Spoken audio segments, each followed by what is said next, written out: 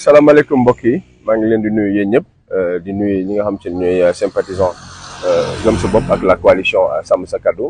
Je m'appelle Alioune Diop, je suis le chef de cabinet du président Bougane. Donc sama intervention du leen lu dul information yi nga xam te ne mi ngi circuler ci réseaux sociaux, également le communiqué de la gendarmerie. En réalité ce qui s'est passé, parce que ñun ñi ngi fool, on est arrivé il y a 14 kilomètres de Bakel. Les gendarmes nous ont arrêtés, ñu wàcce vitre yi ñu xool ñu vérifier qu'il y avait le président Bougane et Thierno Bocoum et Anta ñu bàyyi ñu dem. Mooy deuxième checkpoint bi ñu ñëwee, la vidéo circule, amul lenn lu ñuy inventé.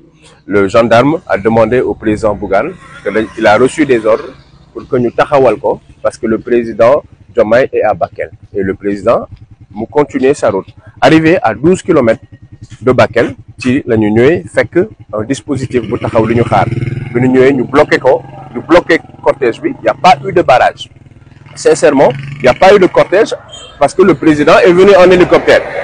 Aujourd'hui, moi je ne peux pas comprendre comment quelqu'un peut venir en hélicoptère ba pare nga ne pour des mesures de sécurité bu cortège bi jàll ba pare. Donc il n'y a pas eu de cortège. Bi président excès à 14 kilomètres 12 kilomètres autant pour moi de Bakel ñu arrêté cortège bi, président wàcc ñu ne ko oto yi du dem mu leen donc je vais marcher.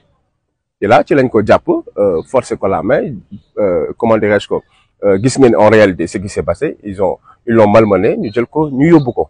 Et quand les gens disent qu'il a forcé le barrage, il n'y a pas eu de barrage. Et taxaw lañ foofu loolu pendant longtemps, et après les gendarmes nous ont demandé ñu wàccee suñuy oto pour yeneen oto yi ñëw, mooy Ndiaga Ndiaye ak cette place yi nga xamante ni ñu ngi dugg Bakel. Donc comment se fait-il que ñu arrêté le cortège de président Bougane ba ne yeneen Ndiaga Ndiaye nañu dugg? Là c'est un problème. Donc comment aujourd'hui, si c'était en termes de sécurité, donc on arrête tout le monde.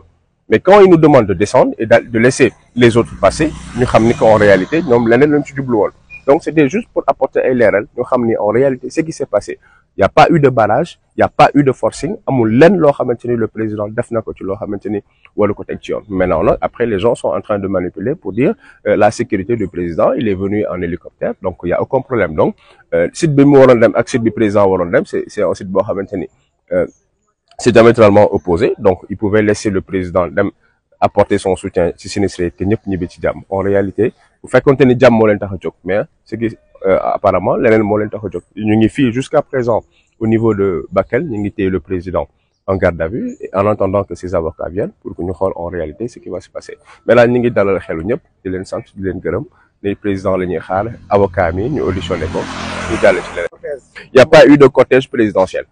Xanaa cortège air avion, parce qu'il est venu en hélicoptère et nous ci yoon bi lañ jaar. Donc du coup amul cortège.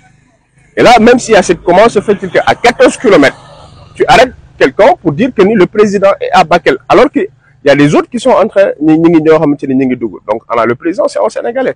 Et aujourd'hui quand les gens disent qu'il y a absolument rien de politique, Bougane ku ko xamee xam ni vraiment il apporte tout le temps son soutien aux Sénégalais, bien avant même mu doon politique da ko ci fekk. Donc il faut que ñu arrêter la manipulation et que xam ni en réalité il n'y a pas eu de cortège présidentiel. Gisuñu ko, dajewuñ ñoo ñoom, kenn gisu ko. Il est venu en hélicoptère. Xam nga ni Ndakaaru neex na. Waaw.